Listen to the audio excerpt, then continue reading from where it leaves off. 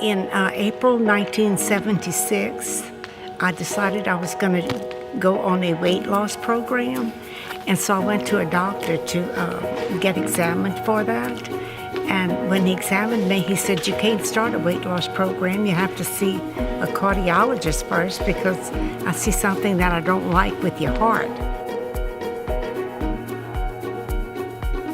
Made an appointment right away and saw Dr. Carolyn there. And when I did, she said that there was 3 major things wrong with my heart that I did not know about. And in May of that same year, my brother has a church in Lafayette, and he was having a speaker to come in, and he invited me to go and hear him. And it was Dr. Hobo Freeman. And Dr. Freeman spoke for better than an hour on the miracles that he and his family had received. And one of them was a major heart attack that he had. And so I went home and was going to do the faith walk and threw my medication out. And a month later, I had a very severe heart attack. And when I had the heart attack, I said every scripture I knew, and nothing happened. After my stay in intensive care, I stayed in the hospital about 4 weeks. Then when I went home, this was very hard on my family. I still had 4 children at home.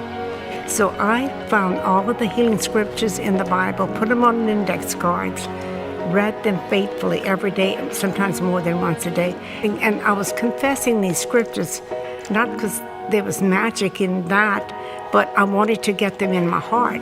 I was on 15 different medications a day. I asked the Lord, when will I know I can get off of these medicines? He said, well, you're going to have to be tested. Well, that was not what I wanted to hear, but I knew he knew all things. So after 14 months, the testing came, the enemy came against me. I was able to stand on the Word, all the Word that I had read for 14 months. And at that time, everything I read became life to my heart, life to my soul. And all the symptoms left. So the next morning, it was time to take medication. And I'd always said, Lord, when you heal my heart, when you give me a new heart, I will shout it from my rooftop. I was going to my cardiologist to get the written confirmation, and the Lord spoke to my heart. He said, I don't want you going in there expecting her to tell you that I healed your heart. I want you to walk in there and tell her that I healed your heart.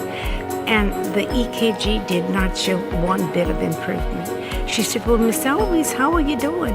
I said, Dr. Carolyn, I came today for a written confirmation saying Jesus healed my heart. She said, what? I said, yes, ma'am, he did. And so she told the girl, she said, start that over again. When she started it over again, I had a perfect heart. I know that had I not spoken what he told me, that I would have walked out with the old diseased heart.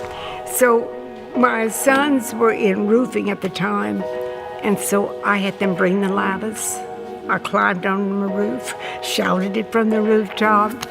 And even after that, knowing I had a new heart, knowing that I had a written statement, I still would feel symptoms in my body that I knew was pertaining to my heart. And so I was really troubled, didn't understand it. So I called my brother in Lafayette, and he had a word that has just been an anchor for my soul. He said, the devil roams around like a roaring lion, but he doesn't have any teeth. He can't harm you. And when I got hold of that word, all symptoms left.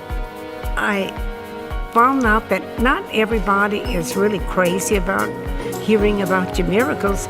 I walked into a drugstore in Thibodaux and I met an old friend, and I was telling her about the miracle I had received, and the druggist came out and he said, ma'am, take your story and yourself and get out of my store.